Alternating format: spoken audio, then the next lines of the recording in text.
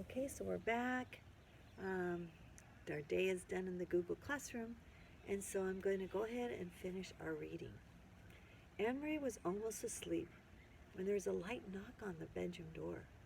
Candlelight appeared at the door, opened, and her mother stepped in. Are you asleep, Anne Marie? No, why? Is something wrong? Nothing's wrong, but I'd like you to get up and to come out to the living room. Peter's here. Papa and I want to talk to you. Anne Marie jumped out of bed, and Kirsty grunted in her sleep. Peter! She hadn't seen him in such a long time. There was something frightening about his being here, though. Kind of dangerous. Copenhagen had a curfew, and no citizens were allowed after 8 o'clock. It was very dangerous, she knew, for Peter to visit at this time. But she was delighted that he was here. And though his visits were always so hurried, they almost seemed sweet somehow, in a way that she couldn't quite put her finger on. Still, it was a treat to see Peter. It brought back memories of happier times, and her parents loved Peter too. They said he was like a son. Barefoot, she ran to the living room and into Peter's arms. He grinned and kissed her cheek and ruffled her long hair. You've grown taller since I last seen you, he told her. You're all legs. Anne Marie laughed. I won the girls' foot race last Friday at school, she told him proudly. Where have you been? We've missed you so much. My work takes me all over, Peter explained. Look, I brought you something. One for Kirsty, two. And he reached into his pocket and handed her 2 seashells. Anne Marie put the smallest one on the table to save it for her sister. She held the other in her hands, turning it to the light, looking at the rigid, pearly surface. It was so like Peter to bring just the right gift. And for your mama and papa, I brought something more practical. 2 bottles of beer. Mama and Papa smiled and raised their glasses. Papa took a sip and wiped the foam from his upper lip, and then his face became a lot more serious. Anne Marie, he said, Peter tells us that Germans have issued orders choosing many stores that are run by Jews. Jews? Anne Marie repeated. Is Mrs. Hirsch Jewish? Is that why the button shop is closed? Why have they done that? Peter leaned forward. It is their way of tormenting.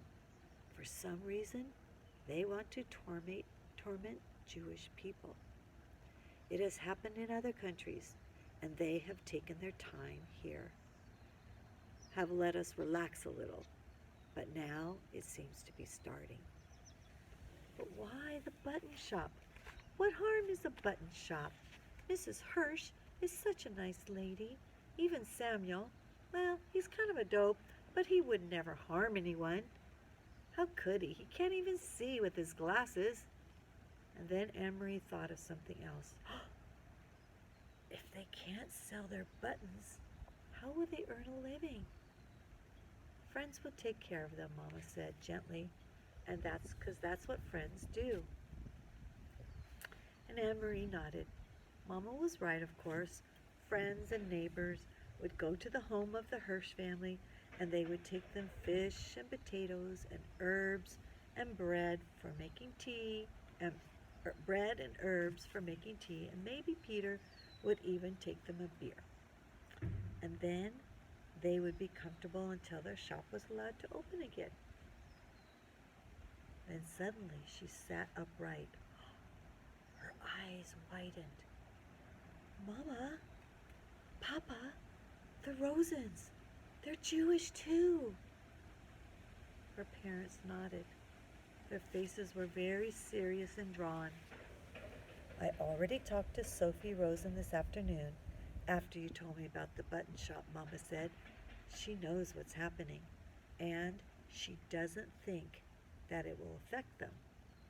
Anne-Marie thought and she understood, and then she relaxed. Well, Mr. Rosen doesn't have a shop. He's a teacher. They can't close a whole school. And she looked at Peter with with question in her eyes. Can they? I think the Rosens will be all right, he said. But you keep an eye out for your friend Ellen and stay away from the soldiers. Your mother told me about what happened in Osterbrigade. Anne-Marie shrugged. She had almost forgotten the incident. It, it was nothing. They were only bored and looking for someone to talk to, I think. She turned to her father. Papa, do you remember what you heard the boy say to the soldier? That all of Denmark would be the king's bodyguard? Her father smiled. I have never forgotten it, he said. Well, Anne-Marie said slowly, now I think that all of Denmark must be the bodyguard for the Jews as well. And so shall we be, replied Papa. Peter stood. I must go now, he said, and you, Longlegs, it is way past your bedtime now. And he hugged Anne-Marie again. Later, once more in her bed, beside the warm cocoon of her sister, Anne-Marie remembered how her father had said 3 years before that he would die to protect the king, that her mother would too, and Anne-Marie, 7 years old, had announced proudly that she would as well. And now that she was 10, with long legs and no more silly dreams of pink frosted cupcakes, and now she and all the Danes were to be the bodyguards for Ellen, Ellen's parents, and all of Denmark's Jews. Would she die to protect them, truly? Anne-Marie was honest enough to admit, there in the darkness of her room, to herself, that she wasn't really sure. For a moment she felt frightened, but she pulled the blanket up higher around her neck and she relaxed. It was all imaginary anyway. It wasn't real. It was only in fairy tales that people were called upon to be brave and to die for one another. Not in real life. Not in Denmark. Oh, there were the soldiers, that was true. And there were courageous resistance leaders who sometimes lost their lives. That was true too. But ordinary people, like the Rosens and the Johansons, Anne-Marie admitted to herself, snuggling there in the quiet dark, that she was glad to be an ordinary person who would never be called upon to be courageous. Wow. Well, that ends chapter 3, and then it gets pretty exciting in the next chapter. And I can't wait for you guys to read that with us.